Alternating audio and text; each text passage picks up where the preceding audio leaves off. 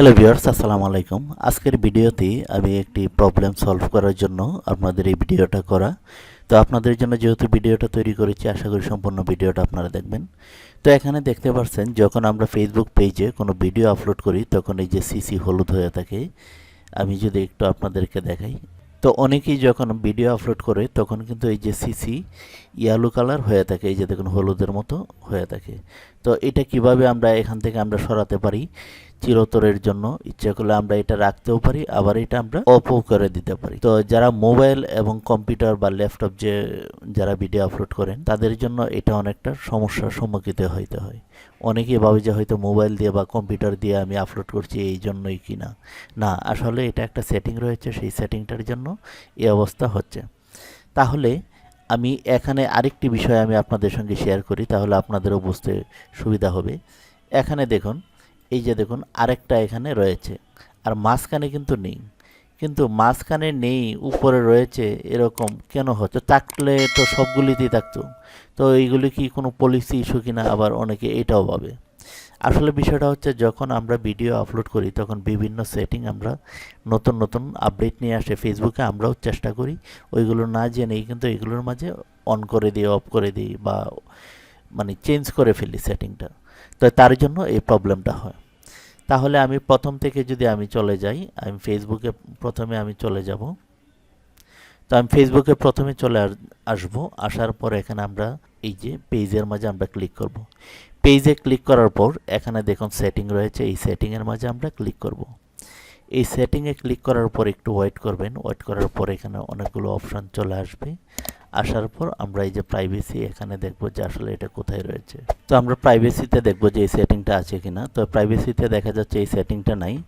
আমরা একটু ব্যাকে চলে যাব, অথবা এখানে পাবলিশড, এটাতে আমরা ক্লিক করব। যে পুশ পাবলিশড, এখানে দেখব এখানে আছে কিনা, এটা আমরা চেক করব, কিন্তু এখানেও নাই। তারপর আমরা এখানে আবার আমরা প্রোফাইলে চলে যাব।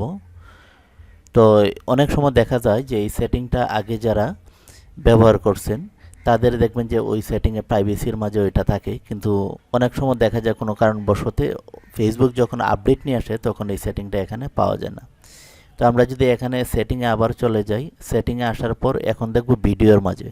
তো ভিডিওতে থাকার কথা, কারণ আগে ওইখানে ছিল, এখন ওই প্রাইভেসি আপডেট আসার কারণে এখন আর এই সেটিংটা এখানে নেই। তো আমরা এখানে এই যে দেখুন, এই যে পেয়ে গেছি। তো এই যে চিহ্নটা যে আসে, এটা আসার কারণ হচ্ছে এখানে দেখুন auto generate caption and subtitle আর অন। কারণটা হচ্ছে, যখন আমি ভিডিওটা আপলোড করেছিলাম তখন আমি যে অটো সাবটাইটেল জেনারেশনটা এটা আমি অন করে দিয়েছিলাম। তো এটার দুইটা কারণ রয়েছে। প্রথম কারণটা হচ্ছে, এখানে আমরা এডিটে যাব, আমি বিস্তারিত দেখাই। এই যে দেখুন, আমি যা ভেবেছিলাম তাই হয়েছে। আমার আগে এখানে দেখুন, আমি নিচেরটা দিয়ে দেখাই। এখানে দেখুন অটো জেনারেট সাবটাইটেল, অটো জেনারেটটা হচ্ছে এখানে আমি চিহ্ন দিয়ে রাখি, ওই চিহ্নটা দেওয়ার কারণেই কিন্তু এই অপশনটা চলে আসছে।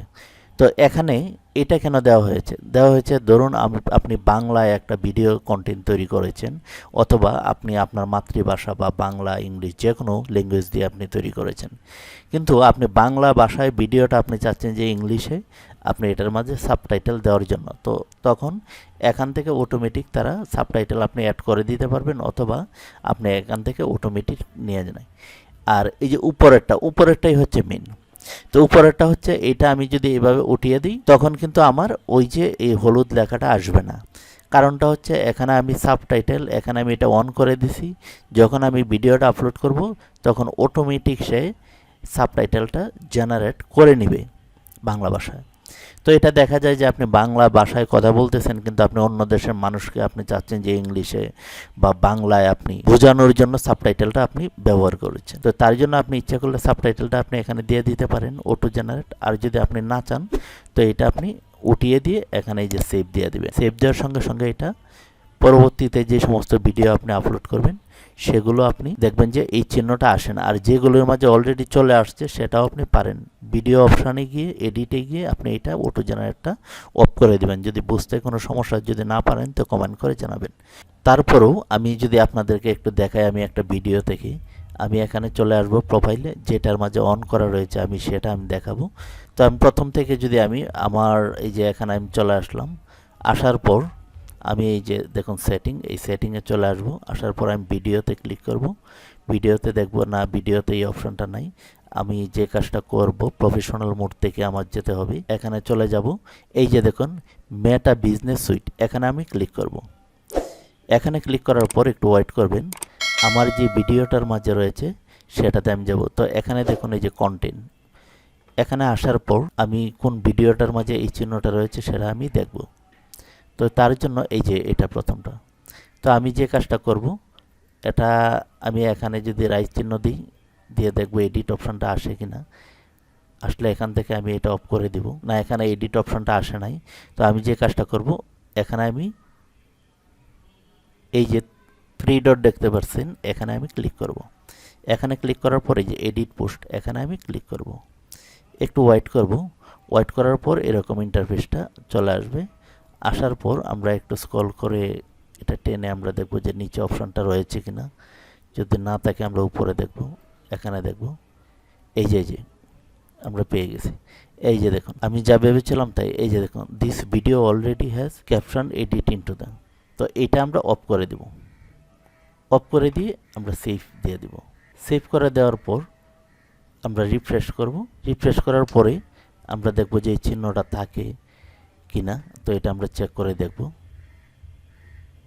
এই যে দেখুন এখন কিন্তু আমার এই যে ভিডিওটার এটা কিন্তু আমার চলে গিয়েছে। আগে কিন্তু এখানে ছিল, এখন কিন্তু নাই। আপনারা হয়তো দেখতে পাচ্ছেন, এই যে দেখুন এখন কিন্তু আমার এটা চলে গেছে। তো এরকমভাবে যে কোনো হলুদ চিহ্নকে আমরা সরাতে পারি। তো এই ছিল আজকের ভিডিও টিউটোরিয়াল।